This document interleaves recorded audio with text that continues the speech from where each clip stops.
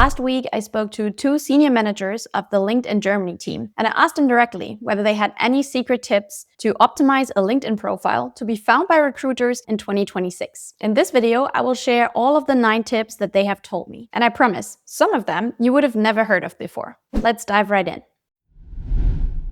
Tip number 1. The first 2 to 3 words in your headline matter the most for the algorithm. You might have heard me talking about this in a previous video already, where I was saying put your target role in your headline to be found by the search results. In line with that, what the senior managers from LinkedIn told me is that the first 2 to 3 words of your headline carry the most weight for how LinkedIn's algorithm is ranking your profile. So when a recruiter searches for a specific role, LinkedIn matches that search term against your profile, and it ranks you higher or lower depending on how closely it lines up. And the earlier that match of the keywords that the recruiters put in appears in your headline, the more weight it carries. Your profile doesn't completely disappear if you don't have your target role in the first 2 to 3 words in your headline, but it definitely gets buried further down in the search result list, competing with everyone else who basically put the words in the right space. And keep in mind, just like you when you're going on Google search, many of the recruiters never go past the first page of the search results. So of course, you want to appear as high in the search results as possible. So put your target role word for word in the first 2 to 3 words in your headline. Project manager, marketing manager, and so on. Tip number 2, write at least 40 words in your about section. This one surprised me too. It's very specific. Your about section needs to have at least 40 words. Otherwise, if people search for you or search for certain terms and you don't have those 40 words filled in your about section, they're not going to find you. That's the hard minimum. So say someone on LinkedIn is searching for a sustainability project manager. And that's exactly who you are. If your about section is too thin, less than 40 words, then LinkedIn doesn't have enough content to even register you as a match. In addition, they gave the advice to structure your about section in little paragraphs, leaving lots of white space, so it can also be read very well on mobile applications. And they suggested to use headlines for each of those separate paragraphs, just to structure the about section even better, both for a human who reads it and for the algorithm. For example, something like how I help businesses, and then 2 to 3 lines. What I've delivered, 2 to 3 lines. That is already optimizing your about section a lot. Tip number 3, you should add up to 5 top skills to unlock around 17 times more profile views. This statistic comes directly from the LinkedIn team. Quick clarification here, because LinkedIn has 2 separate places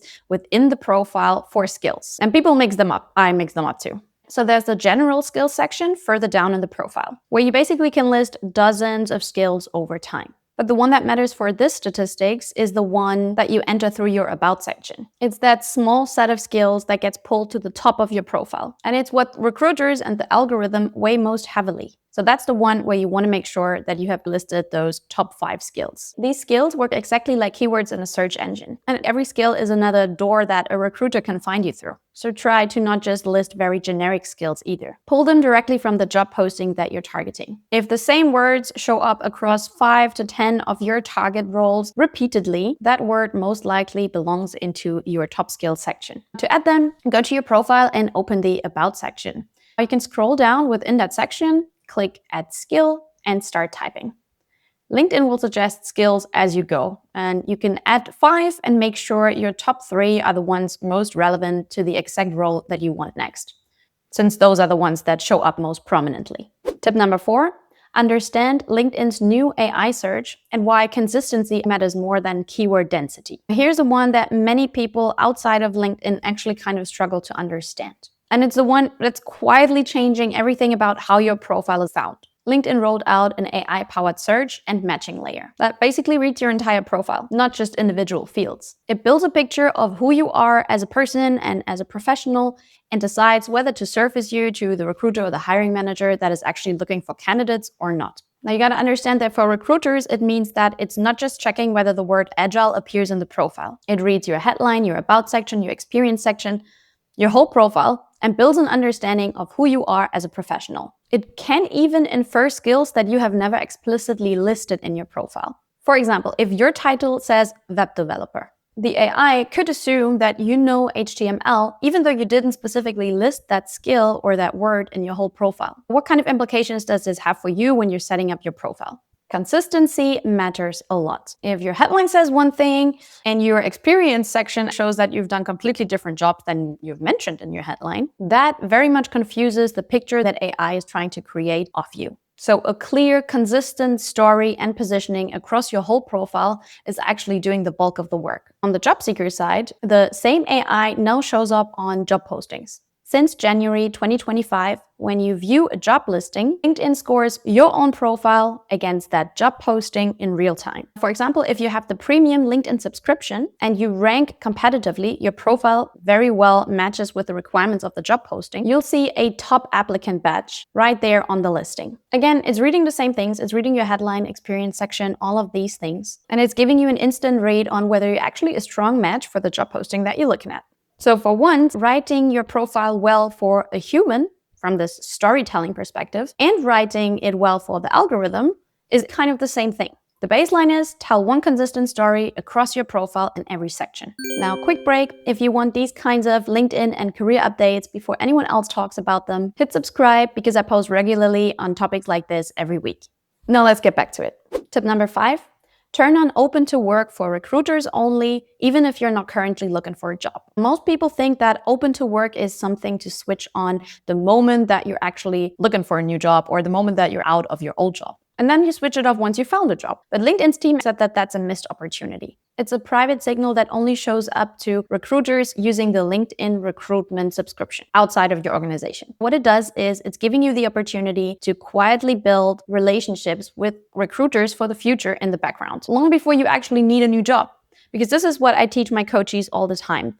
You need to network, but networking is a long-term game. It's not something you start the moment you need it, but it's something you start way ahead of that. Now, if one of the recruiters reaches out to you, you don't have to commit to anything at all. You can simply connect, have a short conversation with them, and say that you're looking forward to future opportunities once you're actually looking.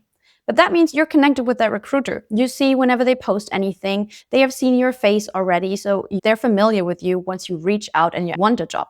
It's kind of like building a recruiter network on autopilot. To turn it on, go to your profile, click the Open To button below your headline, then select job titles, add your target roles, choose your locations, and under visibility, select recruiters only.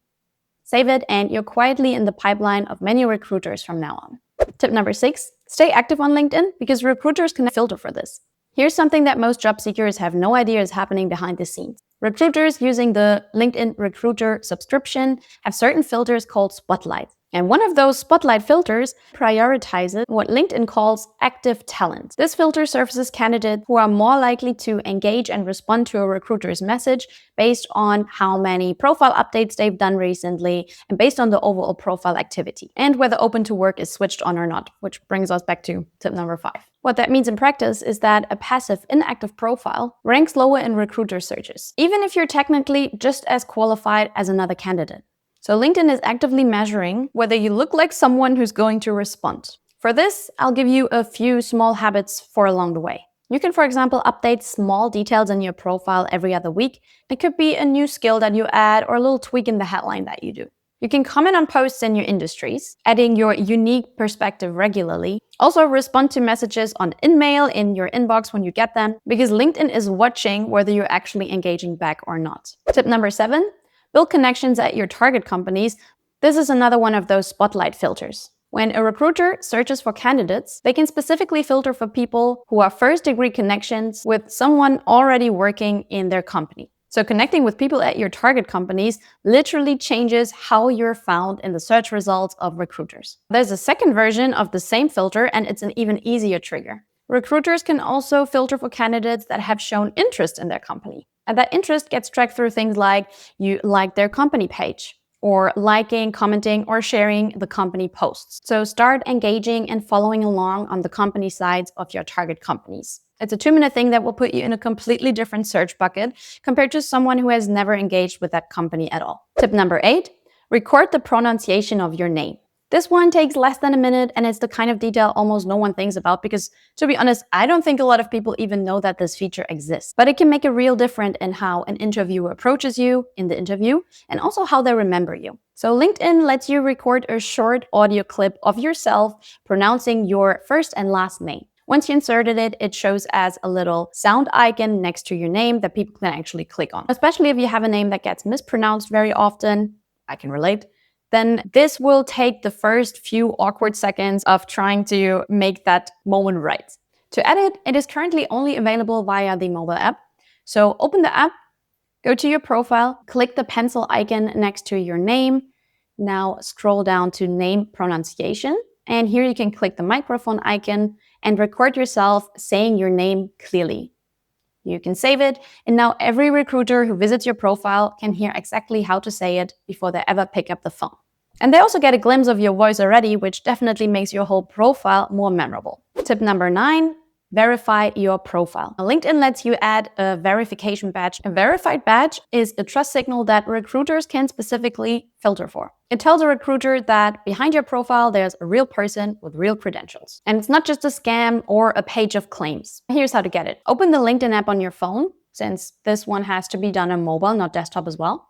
Go to your profile, tap the little settings icon, and select account preferences. From there, under profile information, it says verifications. I've already added my verifications, which is why they show up here. But normally here you can tap get verified and then you just follow the prompts. Usually you'll be taken on a short journey with a third party verifying your identity. You might have to take a selfie or scan a government ID. Either way, it only takes a few minutes, it's completely free, and might again help you in ranking higher in the search results, specifically for employers or recruiters that search and filter for these kinds of trust signals. That's all of the 9 tips. If you found this helpful, hit the like button, subscribe if you haven't already, and drop a comment below telling me which of these 9 tips surprised you, which were the ones that you haven't heard of before. Thanks for watching, and I'll see you in the next one.